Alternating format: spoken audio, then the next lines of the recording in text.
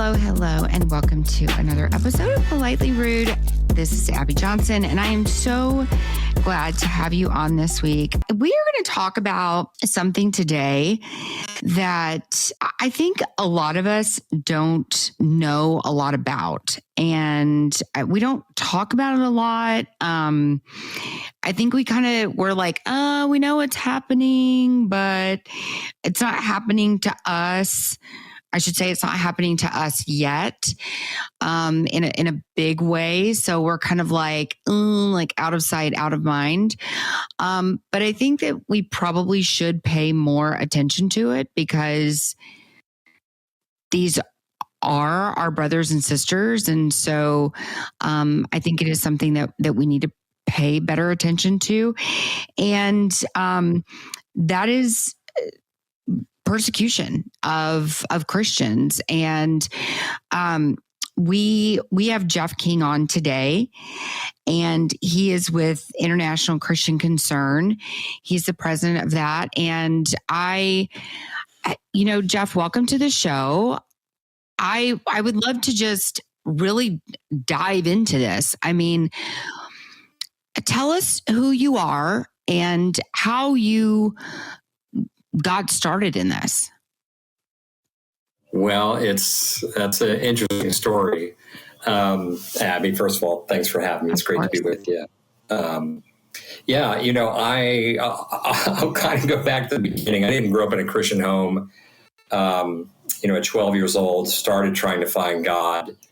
So I get radically saved in my 20s. I go into banking, corporate banking, and then mortgage banking. And, I got radically saved, but, I just thought I can't be poor, so I'm not going to do ministry. So I go into banking and I begin to make some money, and I made a lot of money. And in 1 month, I made twice what other people were making a year. And I made that a month of like, I don't care. This is never going to do it for me. And so I got a calling into ministry, and I was called into Campus Crusade at the time. And I spent 11 years there running around the world. And I was running all over the world, but I didn't necessarily have a deep understanding of persecution. I knew a lot about international ministry, but that was kind of it. And then at the end of that time, then in Crusade, you have to raise your own financial support. Sure. And that had been generally pretty easy. The Lord said he would take care of that, and he did. But the last 2 years, it all starts to fall apart financially, and I can't fix it. There's nothing I can do. And I'm just praying, and I realize, the Lord's moving me out of here, and he's not telling me where I'm going. And I'm assuming I'm going to go back to secular work, which is not something I want to do. I really want to be in ministry. So one day, I'm out in California. So I'm from the East Coast. I'm down at Crusade headquarters and, down in Orlando. And I'm out in California, though, with the Jesus Film. And I'm there for meetings. And during the night, I have this dream. And in this dream, I'm talking to an imaginary businessman.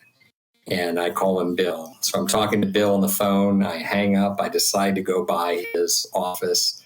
I go by his office, and all his workers are standing outside. Again, everything I'm going to tell you here is part of the dream. And so I pull up to the front yard. It's a house. And I pull up to the front yard, and all his workers are standing there. I'm like, hey, where's Bill? And they're like, Bill is gone. I'm like, well, where is he? I was just talking to him. They say, he's gone. He's dead. Mm. I'm like, that doesn't make any sense. I was just talking to him. So he's not dead. Where is he? Back and forth. And then in the dream, again, they're all agitated. And they say, he's dead. I'm telling you, he dropped dead. We're really scared you want to run the business. And I'm like, I don't know. And that's it. That was the dream. No more weird than any other dream. Mm-hmm. And I wake up and I check my phone. I'm on California time versus East Coast time. And an old friend and financial supporter had called. So I call her right back, right after the dream. And she says, my husband and I are familiar with this organization. Their founder just dropped dead. And all I can think is you're the guy that's supposed to run this thing. Are you interested? Oh, my gosh. That's what I said. Okay, wait. What's his name, Bill? No. Okay. And people often ask that, but his name is not Bill. It was Steve. And I didn't know anything about the organization. I didn't know Steve. I didn't know nothing. But I'm flabbergasted So you were kind of trying to find your way, right? That was the thing. I mean, you had been with Cru, yes, for a while. You're kind of like, I don't know what I want to do anymore. I don't know if this is what I'm supposed to. He's pulling me out of there. Yeah. Right? The financial support's falling apart, but there's no direction. I'm just waiting on his direction. Yeah. And you're just in that waiting process, and then you have this crazy dream. Like, yes. And did it feel like a real dream? I mean, like, sometimes you wake up and you're like, whoa, that felt really real. Or was it just like just a normal dream? Just a normal dream, because all dreams are weird, right? And that wasn't especially weird. But obviously what made it weird was the call. And then, Abby, you'll get this. It's like, you can't just, and I don't know anything about this organization. I've never heard of them before. But you can't call up the organization and say, by the way, I had the dream. You're supposed to hire me. Right. So, but anyway, so I get hired a few months later, and I'm like, I am dying to tell you this. I don't want to tell them until they hired me. And it's very surreal, because I'm just waiting around. They had to go through a process. Sure. But once they hired me, I told them, and they were extremely excited, because these were men of prayer and deep Christians and had been praying intently. So that's how I got into the persecution business, so to speak. Did you feel pretty confident, like during the interview process, where you're like, they're going to pick me because I had a dream and I know I'm supposed to be here? Yeah, no, I mean, it's beyond that, right? It's completely surreal. It's like theater, And they say, one of their questions I remember to this day, like, how confident are you can do this job? And I'm like, 100%. How called it? 100%. Without explanation. Yeah. Again, I'm not going to give it away, because the interview will probably end there as soon as I tell the dream. I just waited, but I'm like, no, plenty of this is going to be challenging, but trust me, this is the right way. Yeah, you're like, I got it. So at that time, did you know a lot about, Christian persecution around the world, or were you kind of learning about this too as you were going? No, Abby, that's an interesting question, because I didn't know much. Now, I had done international ministry, so I knew some. And persecution was raging in Iran. It was raging in lots of places, but it was raging in Iran. And so I knew something about that, and those who were being killed, and the underground leaders that were being killed. And pretty much, I land in the office, and then they're giving me these files, kind of like, let's kind of absorb what's going on around the world. Here's this country.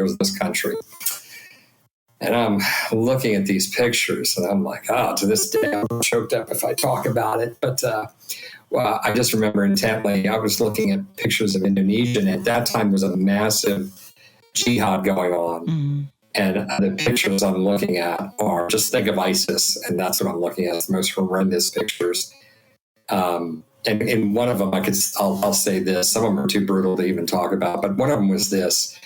And the radical Islamists are marching through the streets with the heads of Christians on poles. And cops were patting one of them on the back and giving him a big thumbs up. Mm. And I was like, my gosh. And I visited Indonesia soon after that. But really kind of what brought it home is, soon after, I go to China.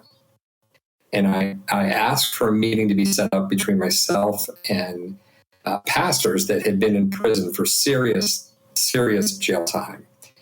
And so I was set up in this meeting, and we spent a couple hours together. And it was probably 5 or 6 pastors. This was years ago. Probably 5 or 6 pastors, men and women. And the lightest sentence, these people had been in re-education camps, so the worst of the worst, torture, the whole bit. And the lightest sentence was 10 years, and the longest sentence was 24 years. Wow. And I sat with these guys, colloquially guys, and it was just a treasure. And I'll share just a couple points, that a couple of the questions I asked them over this couple-hour interview. But one of them, I said, tell me about persecution. And they say, well, persecution is a gift. Mm. And I'm like, I'm from the big city, and I know, I know it's not a gift. So where are we going with this?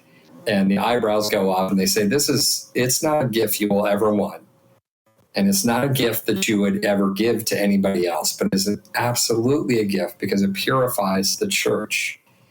And it breaks, this is me putting it into words, but it breaks our independence. It breaks our self-dependence, which is the big problem. And it makes us dependent and connected on God. And then he can flow through us. That's where we're supposed to be, where he's flowing through us. We usually just can't get there. So that was the first one, persecution as a gift. Wow. I asked him, what would the church be without persecution? They said the church would be a mile wide and an inch deep. And that's my phrase, not theirs. They don't know the American phrase, but that's what they said. And they said there would be people who are really good communicators, great speakers running around from church to church, but they wouldn't intently know the Lord. They wouldn't have a true sense of his power, a true closeness, and an anointing. And they'd be running around because they'd be just looking for popularity and talent in the normal sense. And I looked at them, I was like, and I'm trying to think, are you schooling me? Again, I'm from the big city. Are you schooling me? What's going on here? And I'm like, do you know anything about the U.S. church? And these are simple pastors from rural China. They don't know anything. These are not worldly people. They just looked at me quizzically. No, we don't know anything about the American church. And then the last question. So I said, what's your biggest worry? And they said, our biggest worry is that the pastors coming up after us, the people we are mentoring, they said, our biggest worry is that they haven't been hunted and imprisoned and tortured and murdered like we were. And again, just, oh my gosh. Like they wouldn't have, like they won't have the guts to go against what we're doing, essentially. Well, times were changing. They had been through very dark times. Yeah. And it was a period of relaxation, which China it goes in waves. The persecution goes in waves. So this was a period of relaxation in terms of the persecution. There's still plenty of persecution, 1,000, 2,000, maybe more pastors in prison at the time. But that was relaxed compared to what it had been. And I go home and this stuff is rattling around my brain. And the whole time, the whole early time of when I was hired, the Lord is tapping me on the shoulder, whispering to me that you hit my assignment from him was to listen and learn from the persecuted, from the martyrs, and to learn their lessons and to shout them to the church. And it was clear as day. It was never, I would say, it was never audible, but it was clear as day and persistent, consistent. And so, I come back from that trip and I'm like, I know I was just given a gift. I have no idea the full meaning of what they told me. And it really took me about a decade to unpack it all. And I'm looking at the worst of human treatment of others all around the world, persecution. Really, we only deal with the rough stuff. But this stuff is rattling around my brain, that persecution is a gift. And Abby, the whole time, this is interesting. The whole time, my core is I'm an evangelist and I'm a guy that wants to call people to the deep, wants to call people to revival. That's my core wiring. And so it was always like, Lord, why did you call me to persecution? First of all, hardly anybody cares. And then many would care, but they're turned away because it's a violent topic.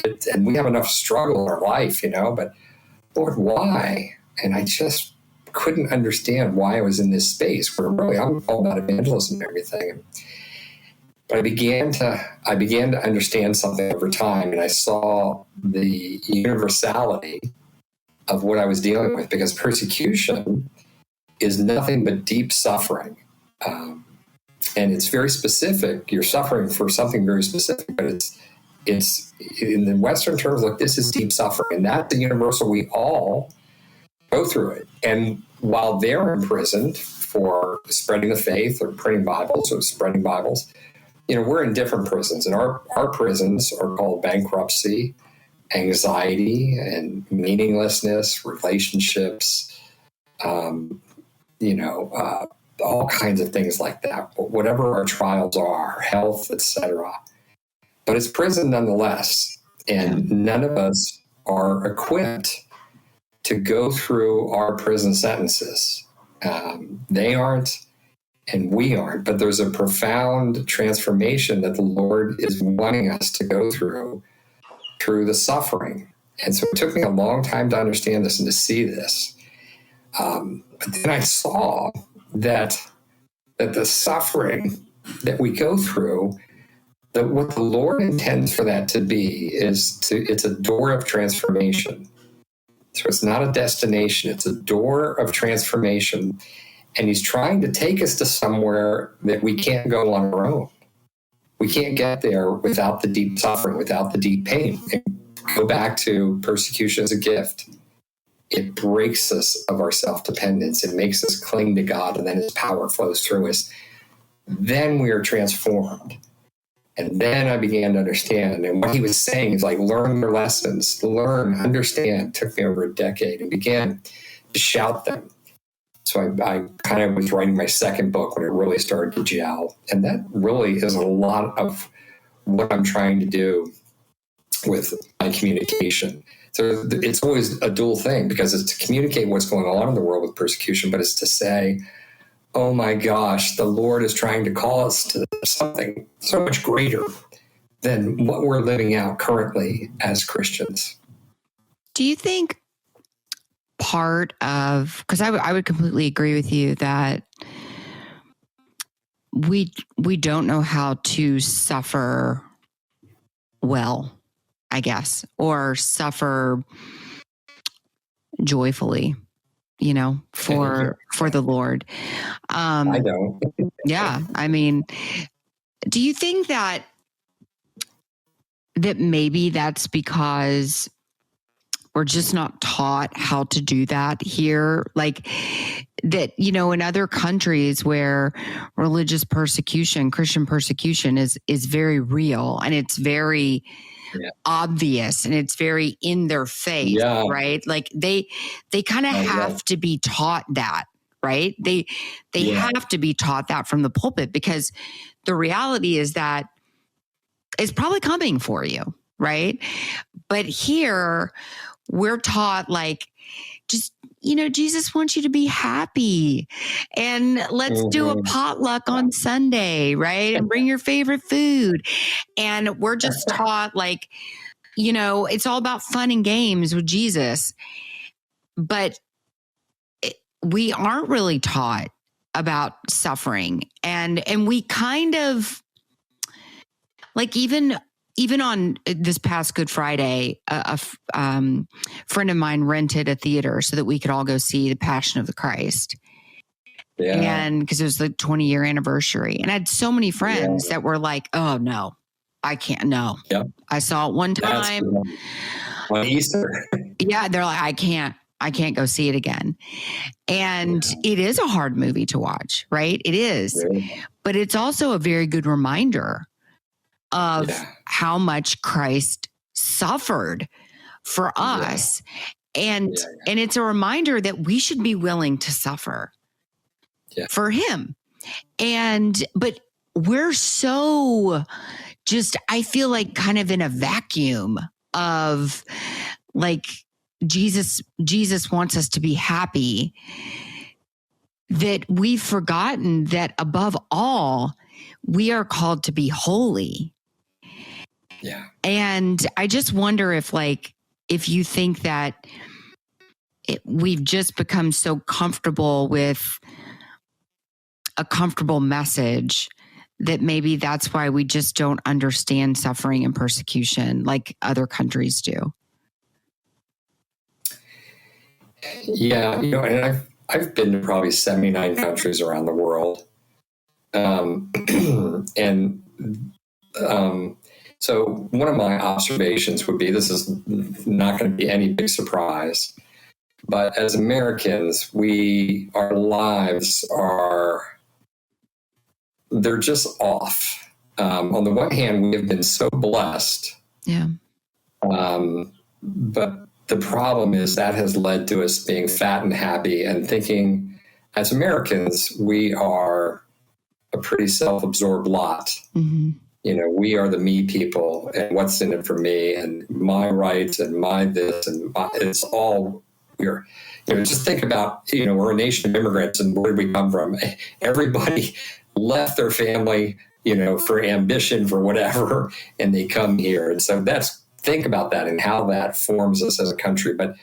And then with the blessing and the unending blessing, it's not unending, but it's been so good for so long that it makes us a very silly and fat and happy people. Mm-hmm. And we, just by nature as human beings, we don't like suffering. It's normal to run from it. You and I understand that, right? We all, yeah. I know all about what I'm teaching, and yet, I'm the biggest wimp ever. And so we haven't been taught, and you're right with the persecuted.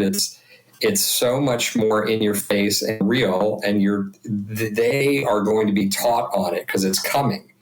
And it's going to happen. So how do we do this well?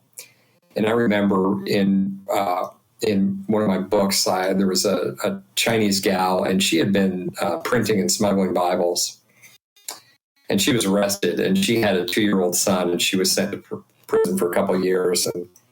And her husband, first of all, she and he said, in light of history, the history of the church, this is a very small thing. And so we do it. And the lost are in prison, and they're so hungry. Mm-hmm. The lost are in prison. And so the Lord is calling me. That's an assignment. And I'm a soldier. And that's my assignment. Those are my orders. And so I go. And I will reach those in prison. And when it's time for me to come out, I'll come out. But yeah, we are too often asleep in the light and thinking this is all about us. And it's really twisted us and twisted the faith. Yeah. So tell us a little bit about ICC. What exactly are you guys doing? What kind of progress are you guys seeing? Just tell us about that. Yeah, well, it's on the web. It's persecution.org. And we're kind of focused on 3 main things. And it's advocacy, it's awareness, and it's assistance. So advocacy, we work on Capitol Hill, we work in the State Department, and sometimes even the administration, depending on who's there. Because you're in DC, so you guys are advocating at the federal level, and I would assume some states as well, right? Federal level, yeah. No, we're down in the Congress, yeah. So we're in the Congress and the Senate and members. And then we'll go over to the State Department as well. They're always trying to figure out what's going on where. So, but if you had to boil it down, we're typically trying to open prison doors. Okay. So a little bit of back channel communication, given the right country. This doesn't work everywhere. This doesn't work in North Korea. Doesn't work in Iran. But other countries, how over the years you've heard about how much foreign aid we give, mm-hmm. how much money we're giving away. Well, that's all designed for influence so we can get things done. And that goes into the pockets of the leaders. They steal a whole bunch of it. We know that. But that means when we need things done, they get done. And they're tied to us, and they, will have the same agenda. So a lot of times, if a senator or even a congressman or congresswoman calls over on back channel communication, talks to their leader over there and say, listen, we're hearing about this case. Can you look into this and see if you can do anything on this? Oh my gosh, we're going to take care of that. Don't you worry. So a lot of times there's some cop out there, some local sheriff, and he gets his chain yanked from the top federal level over there, and boom. So that's kind of what can happen. And I've seen it personally. It's like dramatic. When it works, it works. So that's advocacy. And, awareness is what we're doing now, right? So much of the church, as you said, that, gosh, we should know more. We should care more. So, I'm out and with a megaphone and shouting to the world, here's what's going on with persecution. And the last thing we do with assistance. And assistance is really 2 things. There's a whole bunch of bandaging, because as you can imagine, there's a never-ending flow of victims and that need bandaging, broken bodies, murdered pastors who take care of their families. And so all of that is bandaging, and broken structures, broken bodies, rebuilding, broken lives, rebuilding all those. But then the other thing we do is we build the church on the margin. We build in the toughest places in the world. So, we beam the gospel into North Korea. We are smuggling Bibles into the toughest places. We are sending out pastors, indigenous pastors, into very tough areas. So that's assistance, advocacy, awareness, assistance. Yeah. We'll be right back with more Politely Rude with Abby Johnson in just a moment. I've got some game-changing information that I just can't keep to myself. Could your investments be contradicting your pro-life values? Well, I'm thrilled to introduce the Timothy Plan to you. Just like us, they get it. They refuse to invest a single penny into companies that fund abortions or go against biblical principles. This is more than just investing, guys. It's about making a statement. If you're wondering how you can be a part of this, it's super simple. Just visit timothyplan.com to dig into the details, or dial 1-800-846-7526 to request a prospectus and learn more. That's 1-800-846-7526, because it's not just about making gains, it's about making a difference. Call 1-800-TIM-PLAN or visit timothyplan.com to learn how your financial choices can align with your Christian values. Investing includes risks, including possible loss of principal. Before investing, carefully consider a fund's investment objective, risks, charges, and expenses contained in the prospectus available at timothyplan.com. Read carefully before investing. Mutual funds distributed by Timothy Partners Limited and EFTs distributed by Foresight Fund Services, LLC. As a paid testimonial, there is no guarantee of future performance, and each experience will differ. Now let's get back to more Politely Rude with Abby Johnson. So what do people do? I mean, once they find out this is happening, they're like, oh my gosh, I can't believe this is going on. I can't believe this is happening to Christians. And I've got to believe it's happening to American Christians as well. I mean, they're going over into these other countries and trying to be missionaries, whatever, and they're getting caught up by foreign governments. But, once they find out this is happening, so then what? I mean, of course they can donate, right? Everybody always needs money, especially nonprofits. But as far as the advocacy, the awareness, the things that you guys are doing, how can we help? Yeah. And the first thing is to become aware. And, all of us have so much information flowing at us, flowing past us. It's, it's a fire hose. And so the first thing is, people are going to hear this, and if they're touched, I would say go to persecution.org, sign up for our magazine. We have a magazine. It's as opposed to a newsletter. A newsletter is, here's what we're doing. Don't you feel guilty or whatever? Open up your pocketbook. That's called a newsletter. Yeah. And there's some of that, right? But we're actually a magazine where we're teaching people about persecution. But they can get involved on the advocacy side. The main thing is, so first of all, be aware of what's happening. And then, when there are alerts, if we push out alerts saying call your representatives. So that makes a huge difference when you contact your representatives and say, there's this issue. Would you please pay attention to this? And it's interesting because an email is worthless in Washington. So if constituents are sending emails, it really doesn't mean anything unless there's a mass number. Phone call, much higher in priority. But when they get a letter, this is still true, when they get a letter, much more interested, because that takes effort. But just sort of become aware and then respond when you're hearing about these troubles. Ask members to get involved and to do something. But the other thing I would tell people, and this kind of goes back to self-interest, is that you will just never be sorry that you got involved in persecution, because you think about all this, what I've been sharing about, what I've learned. I'm just sharing what I've learned. It is transformative. It is spiritually transformative, like nothing else. And people that get involved with persecution are it's kind of a cult following. And they're Jeremiahs out in the church, but because they become so devoted, because they're built up so much, they're being taught so much And that's the really cool thing. And that's what I tell any Western American Christians, like, follow the persecuted. They're going to change your life. Yeah.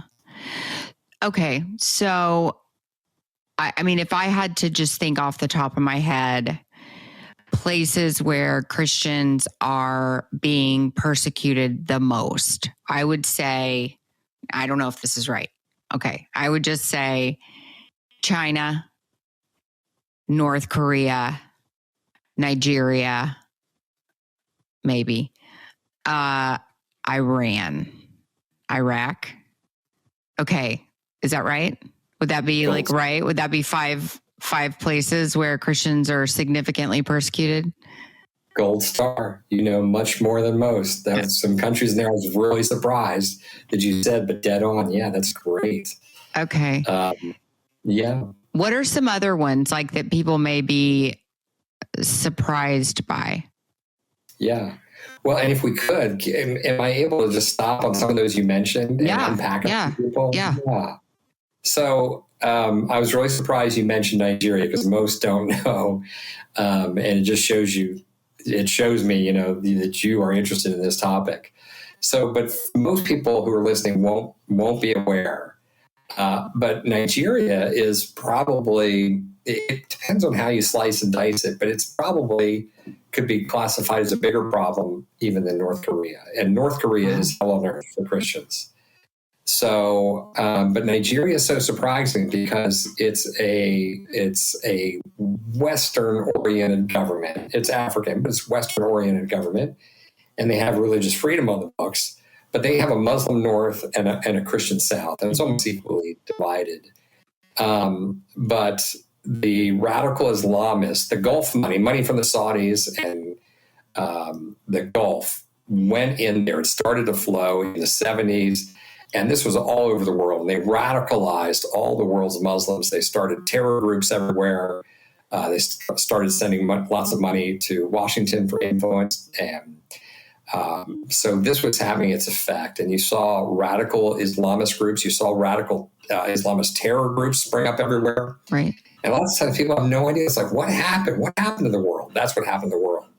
We were paying for gas. It was flowing from our pockets over there. And they were out radicalizing the world's Muslims and building radical mosques everywhere and bringing them back to Saudi Arabia. And so that was going on in Nigeria. And so you saw radical movements being birthed. And so starting about 20 and a couple of years ago, you started to see massive numbers of Christians being attacked. And it started in the north. So there were plenty of Christians in the north before. It was very much Muslim, but plenty of Christians. And then they were getting attacked, and they were kind of driven down farther south, and they went into the Middle Belt. And then these attacks, they cleaned out pretty much most of the Christians in the north. And then they've been attacking the Middle Belt for about the middle of the country for the last 10 years. So in the last 27 years, there have probably been about 100,000 Christians murdered. Wow. And and when I'm saying murdered, they go into a village. And these guys are armed. They go in, they shoot up, they machete, they pillage, they steal, and then, burn it to the ground. And then they take it over. And so 3 million Christian farmers have had their land stolen. So it's a massive jihad. It's a massive slow-moving genocide, massive land grab, massive Islamification program. Not accidental. And Abby, imagine in our country, if just to multiply it up, let's say, so instead of 100,000, it was 500,000 Christians had been murdered. And 15 million Christians had their farms stolen. Now, if the government comes out and says, boy, it's hard to catch these guys, we can never find them, and we can never prevent it. And oh my gosh, Washington, we'd sure like to do this. We're trying our best, but it's hard. And but by the way, if you send us more aid, we could probably do a better job. Send us more money. Now, anybody who hears that would be like, you got to be kidding. You can't even be that incompetent for 20 years. Mm-hmm. And it's telling you something. It's signaling to you. And what's the deal is that the radical Islamists they're the deep state in the government over there. And so nothing ever happens. So even if they know, oftentimes the Christians will know when an attack's going to happen. The rumor mill's flying and they hear about an attack that's coming. And they'll even call for the army. Army never comes. They come out a little afterwards, say, oh my gosh, well, we're going to be after these guys. Nothing happens. You know, one of the few times something happens is if the Christians take up arms and protect themselves. And then the Christians are just they're just like ducks in a barrel, essentially. And they call for help, they call for aid, they call for assistance, but nothing. But the Muslims are in, I mean, they're in basically with the systems that could assist them. Yeah, so the Muslims are the deep state. They're controlling the police. At the national level, they're controlling the police.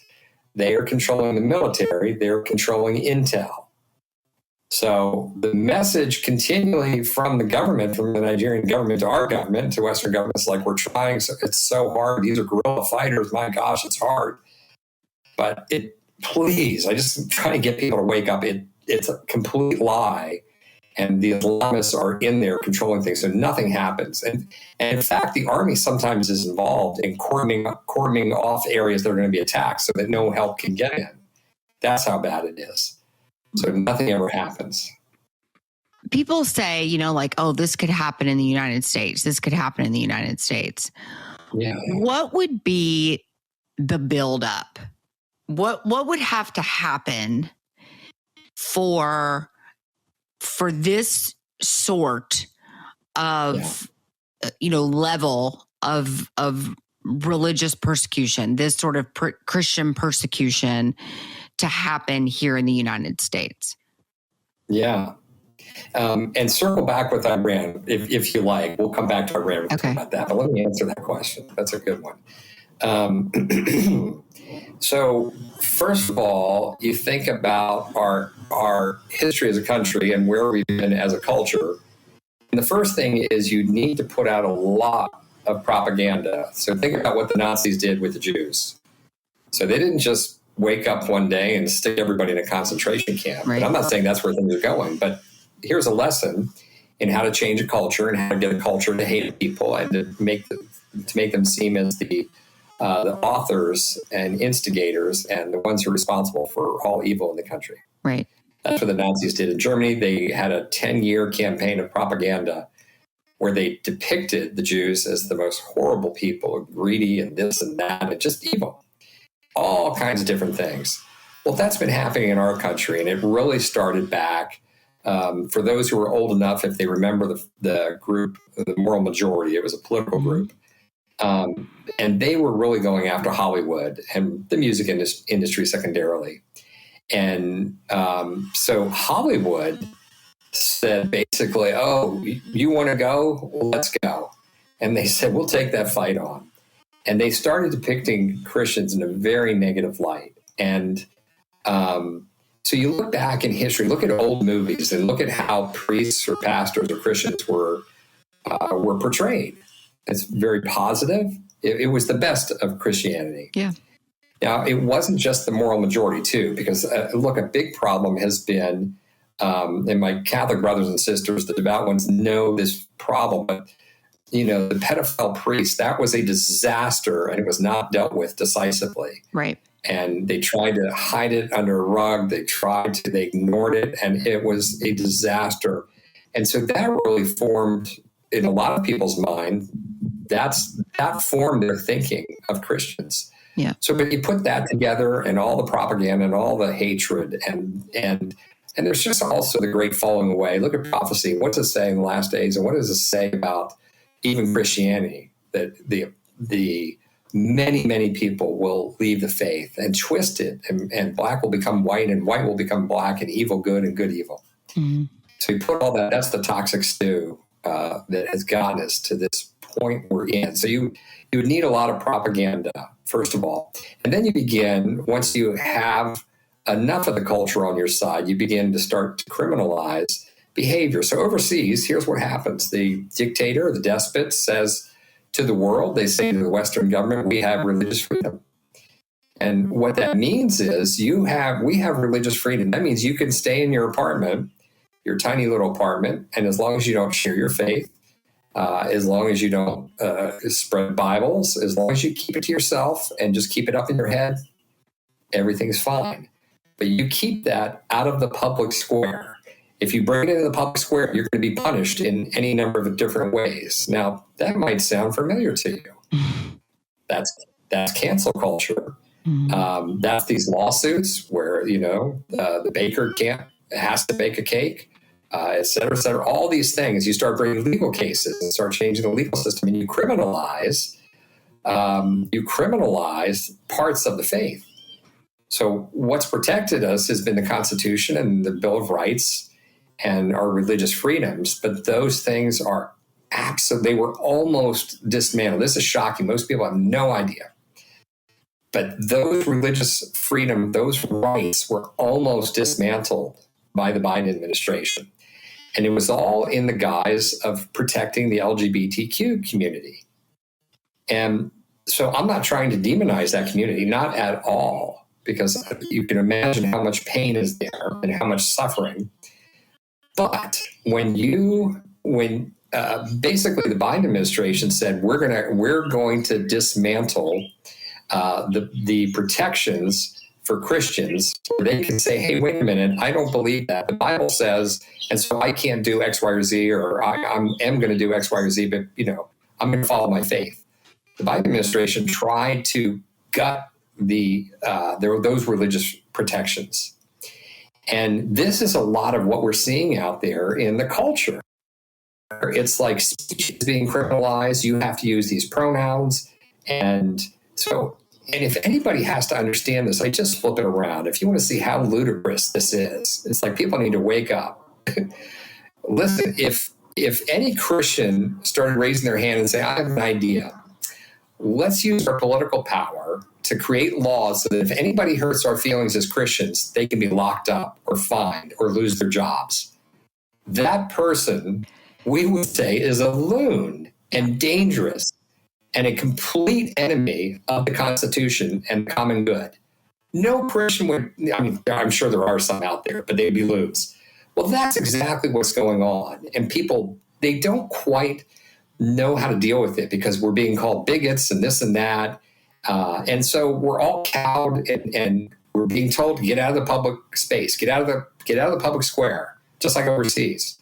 So Christians need to wake up and understand. They don't understand politics. They don't understand what's going on, and they're cowed and just trying to keep their head down. So that is what has happened in some places. That is places that are close to us. That is what's happened in Canada. Canada does not have the right to free speech.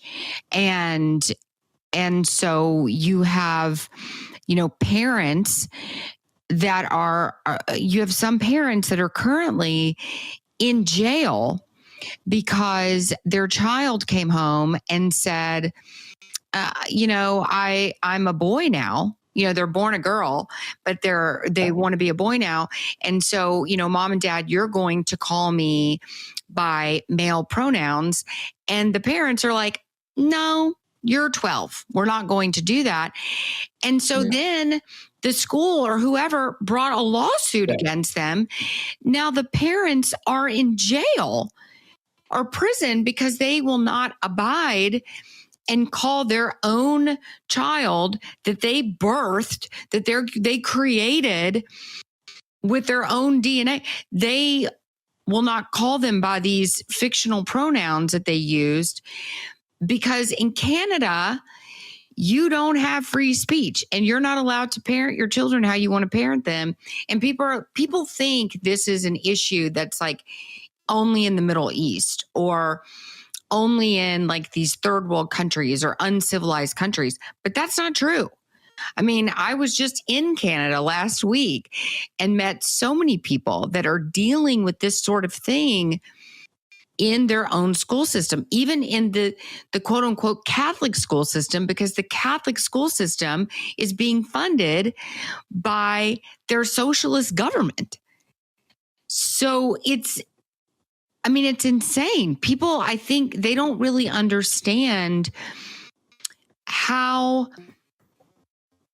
I mean, we're just kind of like one administration away from losing our right to free assembly, our right to freedom of speech, our right to bear arms, all of these sorts of things that really does keep us a free nation. Yeah. And I'm not being alarmist here, but most of those cases are happening in one form or another also in the States. Yes.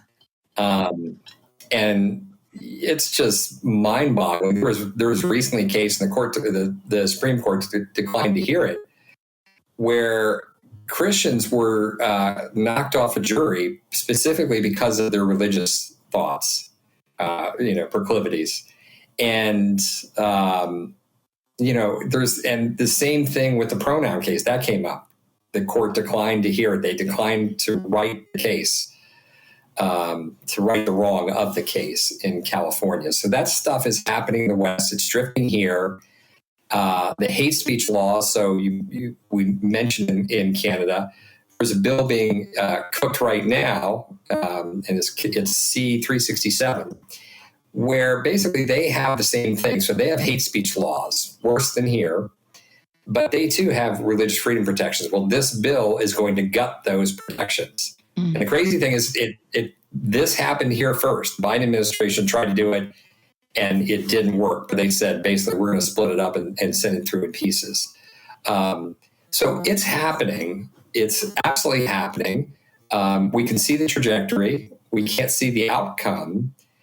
But as long as we are willing to play along and keep our head down and not be people of courage, then we're going to get what, they're going to do what they want to do to us. And as long as we're not running for office, you think about what percentage of the culture is God-fearing Christians. And maybe it's 25%. I don't know what you'd say. If you do a rough poll, they'd say 50% is Christian, but those aren't real Christians. But still, a very, very solid proportion of people are God-fearing people, but they're not involved in the political process. They don't run for office. So I'm always saying, people, first of all, if you want to change the culture, tell your kids to become lawyers, which leads to politicians. Go into medicine, go into law, go into education, etc., and then run for office. Get involved and go run for dog catcher. Go show up at the school boards, but. For most of us, we're too busy. Politics is a pain. It's torturous and involves fighting, and we don't like fighting. Jesus tells us to be nice, and he absolutely does. But if you make that the end-all, be-all of Christianity, which it is not, too many Christians, they have been taught, it's all been so dumbed down, it's become Niceanity. Yeah. And I could have sworn that Jesus was turning over the tables, dealing with the hypocrites, the religious hypocrites. And he came as a lamb the first time. He's coming back as a lion. But we need to be people of courage. We don't have to be people of violence ever. But that's what the bigots would say. That's what the haters of Christianity would say. We just have to be bold and protect the rights we have. And go out and get involved in politics. Start with dog catcher, go up from there. Here's the thing, though, Jeff. If we don't kind of come out as people of courage, if we kind of don't come out swinging, right, with our faith, so to speak, if we don't do that, then the people who do choose violence will overtake us. And that's what I think people don't understand. Everybody's like, always nice. Let's be nice. Jesus that's your job. Shut up. Be nice. Yeah, just be a doormat for everybody. Turn the other cheek. Yeah. That only ends with people overrun by the bad guys. And passivity like that, just perpetual passivity, leads to destruction. And, we are called to stand up for our faith. We are called to be bold Christians. And there's a time for meekness and there's a time for strength. And when our land is being overtaken, when our families are being destroyed, when our children are being brainwashed by demonic influences, that is a time to stand up and fight. And come what may. I mean, that is a time to stand up and fight.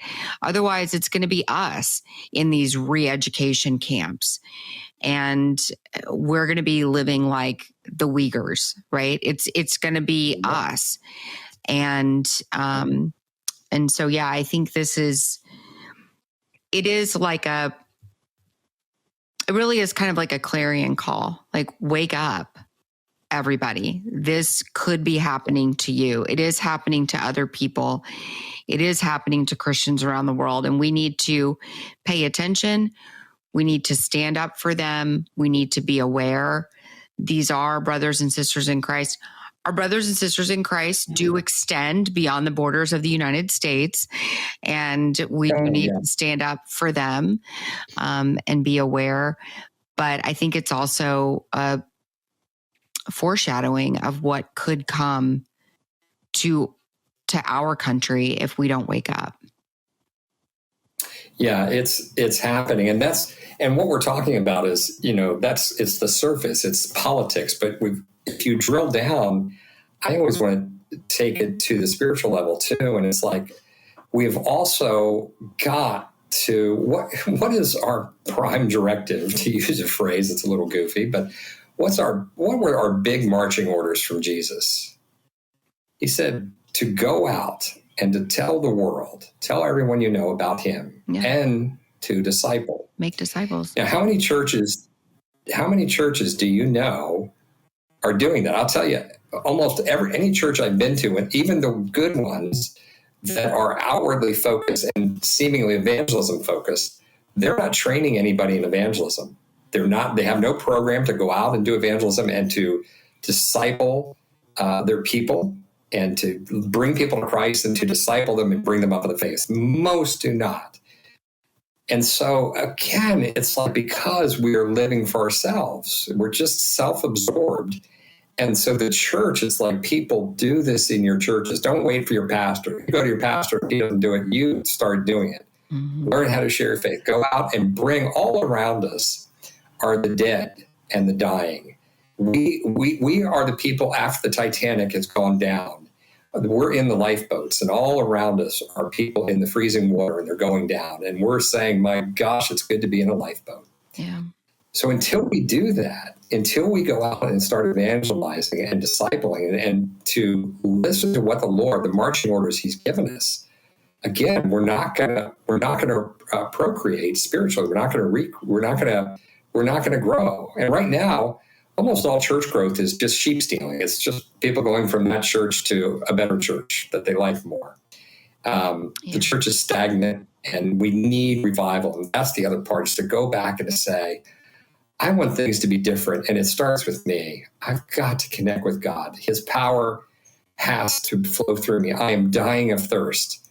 Please give me a few drops of your water, Lord. That's where it starts. And then when we're calling out for revival, that's when the shift will come. And it will come.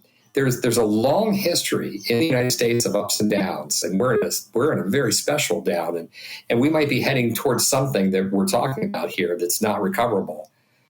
But what I see as a student of history and a student of persecution around the world and over the last 2,000 years is that nothing can stop his church. They can stop political movements. Nothing can stop his church, which kind of goes back to Iran, where I was saying, let's visit that again. But anyways, I'm off my chair with my megaphone. I'm going to step down and allow you to talk. No, I love it. Well, I appreciate you. I appreciate the work that you guys are doing so much. And yeah, tell us about Iran. Tell us about what you want to talk about there. Well, you had mentioned Iran as one of those worst places. Again, you're a student. You know what's going on out there. So the cool thing about Iran is most people will remember, the Ayatollahs took over, the radical of the radicals took over, the Islamists took over, and they overthrew the Shah, Jimmy Carter gave the country over to the radical Islamists, and they decimated the church, locked up, raped, tortured, and murdered their way through the church and through the leadership. And the people, though, what happens with persecution so often?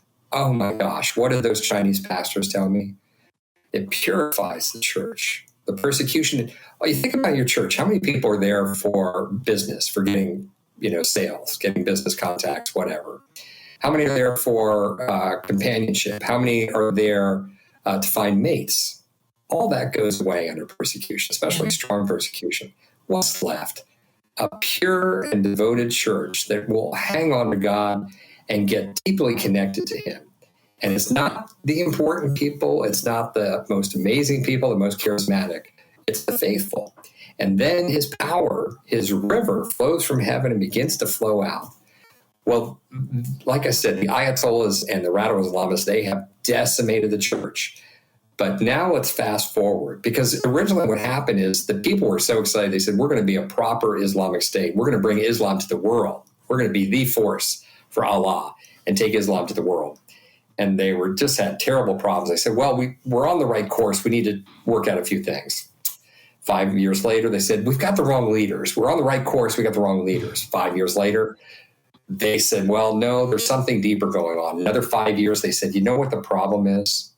The problem is Islam. And all this time, so what was going on is that, the Christians that were alive and known are full of His grace. His power is flowing through them. And in this Islamist country where people are so desperate and so lost, and the only thing they're taught is that it's all about law. And Allah is a stern judge, and we just obey and we do the law. And then they find Jesus through these people. They'd hear about Jesus. And you and I, we're like an old married couple with Jesus. We forget how beautiful He is, even if you're a deep Christian. Yeah. Forget how stunning, how beautiful He is. Well, now, guess what? You go to Iran, you know what religious organizations, buildings are empty? It's the mosques. Wow. And Christianity has exploded. And not only has it exploded, it's the fastest growing church in the world. And that's a biblical thing. In the Bible, it said in the end times, Iran, it uses Elam, the people group, but Iran would come to faith. They would become followers of the Lord. And we're seeing it before our eyes. And it's the great lesson in persecution. Nothing can stop His church. Yeah, because why? I mean, it makes sense, right? Because if everything is falling apart around you, like if you're following Allah and everything's falling apart around you and nothing's going right, and then you see these people who call themselves Christians and they're willing to lose everything, including their life, for this belief. It's like, what? And they're still happy about it, right? Like they're happy to do it. Yeah. So it's like, wait a minute, like what is going on? And that's kind of like, it's that they'll know we're Christians by our love, right? Like they'll know we're Christians by our fruit. And so it's like the fragrance of Christ is so strong that they're just drawn to it naturally. And that is that's so beautiful and just such a testament of who Christ is. I mean, that's just who God is. In the end, like, He wants to bring everyone to Him. He wants no one separated. Yes. So that's really beautiful. Well said. Yeah. Well, gosh. Okay. So persecuted.org, that's the website. People can get the magazine, find out how they can alert people, bring awareness, advocacy. They can call members of Congress if you guys need help, and of course donate. So I'm really excited. I'm going to go sign up and get the magazine. This is something that I just think we all need to be aware of. It needs to be on our radars. Every Christian, this needs to be on our radar, something that we're paying attention to, something that we are listening to, and something that we're actively talking about with other Christians, and we're talking to our pastors about, because I don't know that a lot of pastors are really thinking about this the way that they should, and bringing that sort of urgency to the pulpit like they should. And I remember telling somebody one time, I hope I raise my kids with the firmness in their faith that they would be willing to die for it. Yeah. And, that sounds so extreme, but I remember when the Columbine shooting happened. And I remember, the kid that, was just like, no, I'm not going to renounce Jesus. And, and then that person was shot and killed for it. And really martyred for their faith. And I just thought, God, I didn't have kids then, but I just thought, dear Lord, let me raise children like that. And that's what we should all want for our children. Not that they would die, but that they would be willing to.